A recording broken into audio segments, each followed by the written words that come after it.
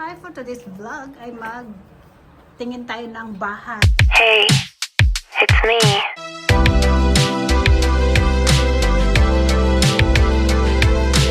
So first is have a garden. It's a big garden. Then have a gate for the garage. And this is the balcony and kitchen.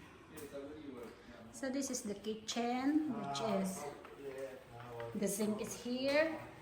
Ito yung lababo, and ito yung lutuan. Lahat ay electric. Tsaka meron silang malaking oven. And then pantry. Ito yung pantry nila. Yan yung pantry. So itong bahay na to is just 60 years old. So meron silang coffee pantry. And then ito yung kanilang sala. So yan, ang laki ng sofa nila, but not included sa binibenta. I'm not sure kung ibebenta na may-ari together. So maliit lang yung table. So pwede mong lagyan siya ng malaking table. Pero dalawa lang naman kami ng asawa ko, so not so sure yet. And first is, this is the third bedroom. So nag-shortcut tayo sa bedroom. Yan, hindi siya gaanong kalakihan, but kasya sa double bed. Yan, mayroon siyang cabinet. Ito yung cabinet niya, built-in cabinet. May mirror.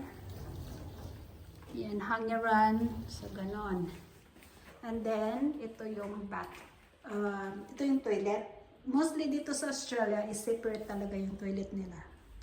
So, ito yung shower. And then, mayroon silang bathtub. Yun. So, ganyan dito sa Australia, separate talaga ng door. Yung toilet at saka yung paliguan. So, next is, this is the second bedroom. Ito yung second bedroom niya, guys.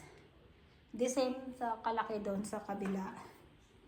Kasya yung yung double bed, tsaka cabinet. Ito medyo maliit yung cabinet niya. Yan. So ganyan siya, guys. Ang kagandahan dito, maganda yung kulay niya. Gusto ko yung kulay niya, black and white. Then ito yung parkingan, garage, parkingan ng sasakyan. At dito yung laundry. So yan, guys, may laundry. Dito ka maglalaba, magbabasa, o diba? Sa car park. So yan. So next, ito yung main door niya. Actually, yan ang main door niya.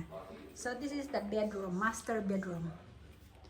So yan siya, guys. Hindi gaano kalakihan yung room.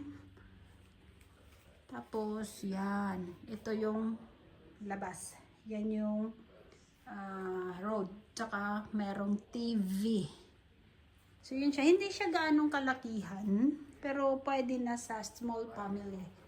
So ito yung wardrobe. Walk-in wardrobe yung sinasabi nila. Ayan. Yung damitan. Ayan siya, guys. Which is hindi kasya to sa akin. Sa damit ko pa lang, guys. Hindi na to kasya. O diba? Maliit lang siya. Then ito yung shower. Yan. Shower, toilet, at saka yung lababo. Hindi siya gaanong kalaki, pero okay. Okay na siya. Sa small family yung hindi gaano kalakihan yung pamilya.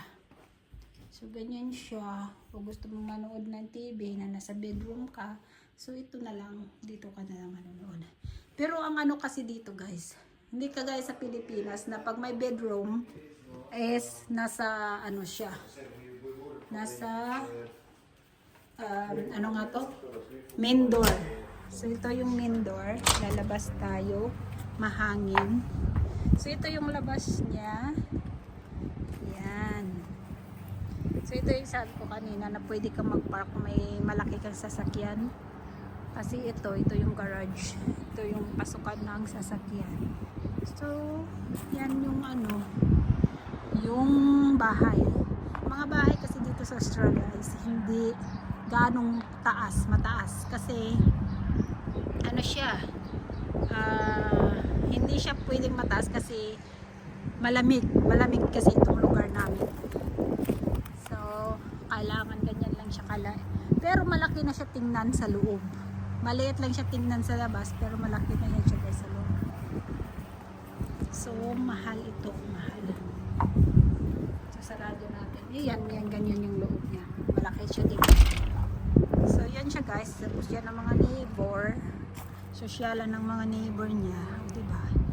Kumbaga sa atin subdivision. Ganon, subdivision na lugar. So yan maganda. Tahimik dito. Tapos yun ang main road. Main road yan siya. Yun. Pero hindi naman kagaya sa atin na marami sasakyan, di ba? So ganyan yung mga kapitbahay, mga sosyalan.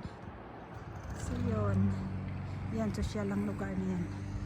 So itong bahay. So ang halaga nito is 605 Aussie dollar. Ang mahal, di ba? Kung sa pera natin, mansion guys, mansion. So yan siya for sale. Yun ang isa naman, binebenta din yun yung sa dulo, yung may sasakyan. Binebenta rin yan siya. Pero mas mahal yun kay kumpara dito.